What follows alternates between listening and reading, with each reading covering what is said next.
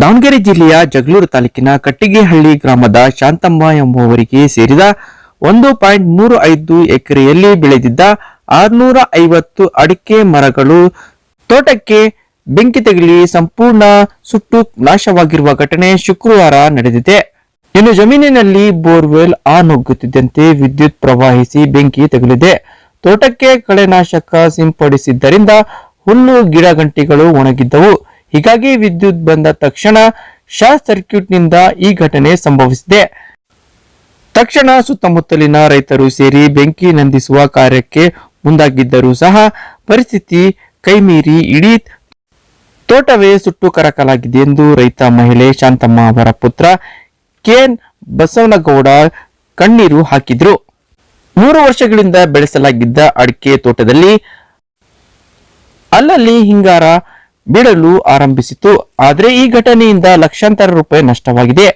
ಕೈಗೆ ಬಂದ ತುತ್ತು ಬಾಯಿಗೆ ಬರದಂತಾಯಿತು ಎಂದು ಗೋಳಾಡಿದ ದೃಶ್ಯ ಮನಕಲಕುವಂತಿತ್ತು.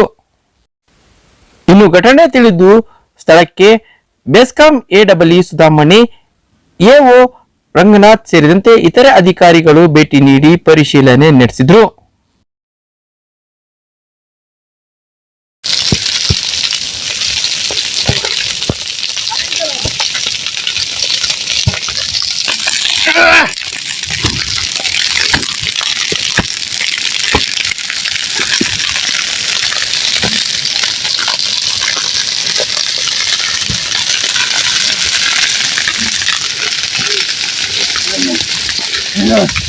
ಅಯ್ಯೋ ಅಪ್ಪ ಅಯ್ಯೋ ಅಯ್ಯೋ ಅಯ್ಯೋ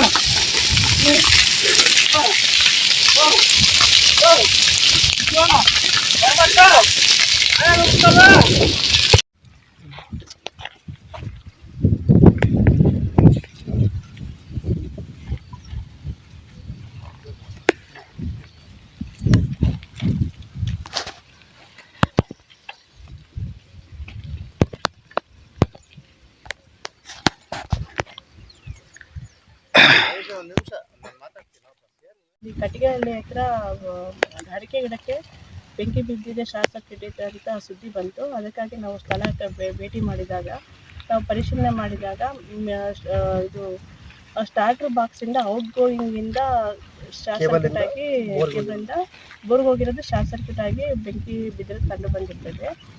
ಇದು ನಮ್ಮ ಬೆಸ್ಕಾಂ ಇಲಾಖೆಯಿಂದ ಬೆಸ್ಕಾಂ ಇಲಾಖೆಗೆ ಸಂಬಂಧ ಪಡೋದಿಲ್ಲ. ಯಾಕೆಂದರೆ ಇದು starter out going consumers maintenance ಇರೋದ್ರಿಂದ ನಮ್ಮ ಬೆಸ್ಕಾಂ ಇಲಾಖೆಯದ್ದು ಫಾಲ್ಟ್ ಕಂಡು ಬಂದಿರೋದಿಲ್ಲ.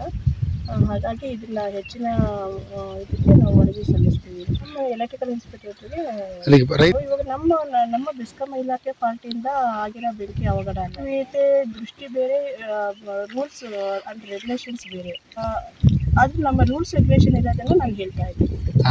ರೂಲ್ಸ್ ನಮ್ಮ KERC ಏನು ಹೇಳ್ತಾ ಇದೆ, ಕಂಬದಿಂದ ಶಾರ್ಟ್ ಸರ್ಕ್ಯೂಟ್ ಆಗಿ ಸ್ನ್ಯಾಪ್ ಆಗಿ ಏನಾದರೂ ಅವಘಡಗಳಾದರೆ ನಮ್ಮ ಬೆಸ್ಕಾಂ ಇಲಾಖೆ ಹೊಣೆಗಾರ ಆಗುತ್ತೆ. ಅದು ಸರ್ವಿಸ್ ಮೀನ್ಸ್ ಔಟ್ಪುಟ್ಟಿಂದ ವೈರಿಂದ ಶಾರ್ಟ್ ಸರ್ಕ್ಯೂಟ್ ಆಗಿರೋದ್ರಿಂದ ಅದು ಕನ್ಸ್ಯೂಮರ್ ಜವಾಬ್ದಾರಿ ಆಗಿರುತ್ತೆ.